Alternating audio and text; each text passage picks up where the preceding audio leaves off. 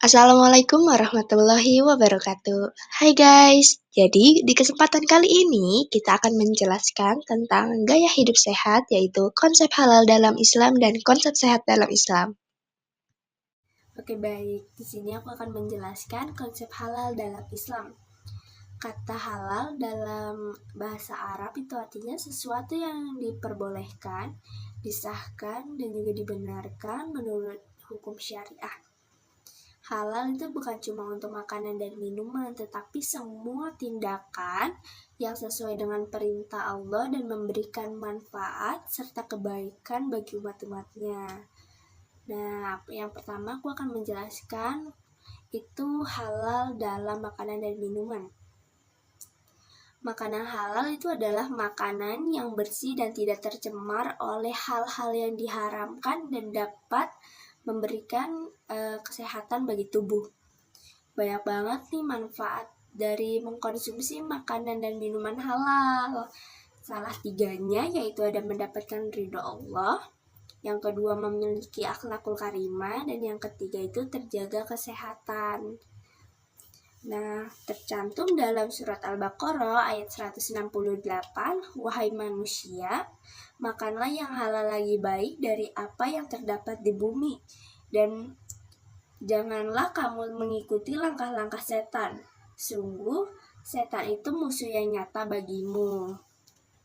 Nah, itu adalah konsep halal dalam makanan dan minuman. Kemudian selain makanan halal, ada juga makanan haram. Makanan haram adalah makanan yang dilarang dikonsumsi karena ada dalil dan hadis yang melarangnya. Mengkonsumsi makanan haram selain mendapatkan dosa dan juga tidak bagus untuk kesehatan. Contoh makanan haram yaitu ada daging babi, darah, alkohol, narkoba, daging hewan yang tidak disembeli menurut hukum syariah, dan juga makanan haram lainnya. Nah, yang kedua itu ada halal dalam perilaku dan tindakan.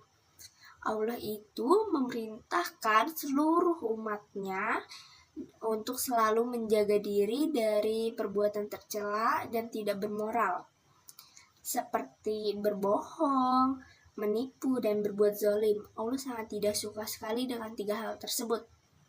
Sebetulnya masih banyak banget hal tercela dan tidak bermoral lainnya, tapi 3 hal tersebut salah satunya.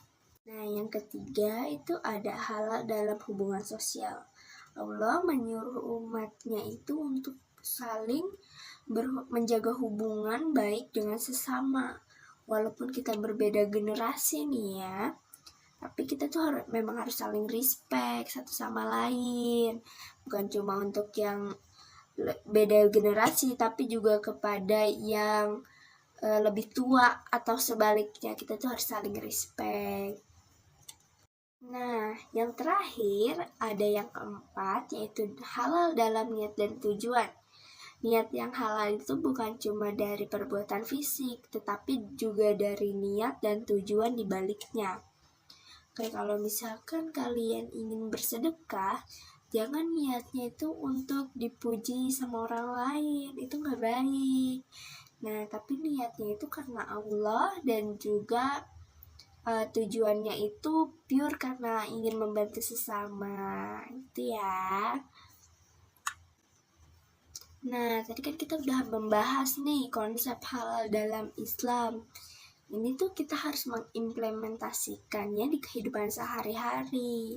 Nah, segitu saja yang bisa saya sampaikan terkait halal dalam Islam. Selanjutnya itu ada konsep sehat dalam Islam yang akan dibacakan oleh rekan saya, yaitu Siti Nuruktiah. Oke, selanjutnya saya akan membahas konsep sehat dalam Al-Quran. Jangan salah, soal kesehatan, Islam itu udah nge-hype dari zaman dulu. Allah tuh care banget sama kesehatan kita. Makanya dijelasin di Al-Quran biar kita ngerti cara ngejaga tubuh yang udah dikasih. Nah, yang pertama itu ada sehat itu amanah dari Allah. Sejatinya tubuh yang kita punya ini bukan milik kita sepenuhnya, tapi amanah dari Allah. Itu sebabnya kita harus ngejaga kesehatan sebagai bentuk syukur.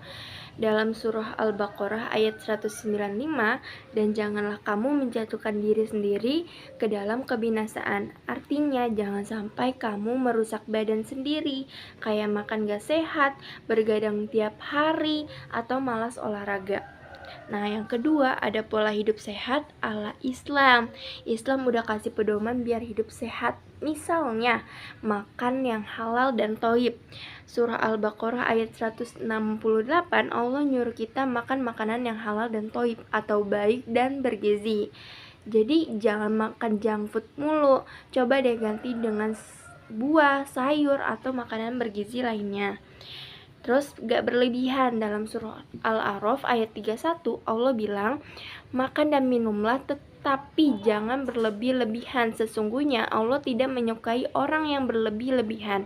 Intinya makan secukupnya aja, jangan kalap sampai kekenyangan, apalagi jadi gak sehat. Yang ketiga ada kebersihan sebagian dari iman. Siapa nih yang suka malas mandi? Nah, Islam tuh highly recommended banget buat ngejaga kebersihan.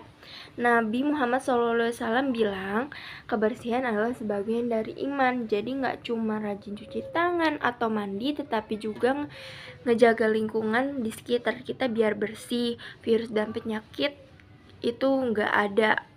Tuh. Lalu selanjutnya ada yang keempat, yaitu keseimbangan fisik, mental, dan spiritual. Kesehatan dalam Islam itu gak cuma soal badan, tapi juga mental dan spiritual.